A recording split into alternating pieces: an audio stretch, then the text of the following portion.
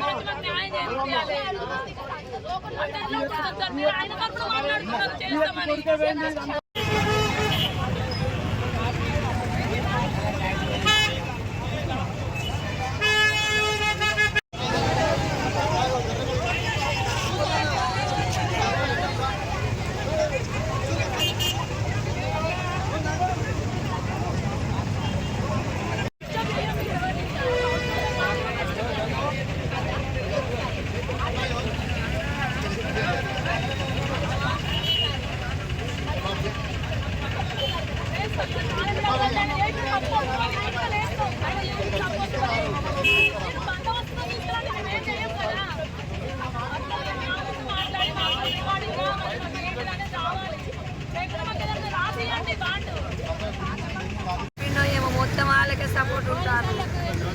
నేను అంటుకొని నేనే అంత లేదమ్మా, నేను పేషెంట్ను, నన్ను ఎవరు చేస్తారు?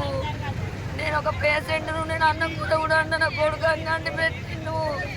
నన్ను ఎవరు చేస్తారు? ఇప్పుడు నన్ను ఎవరు లేరు, నా కొడుకు లేదు.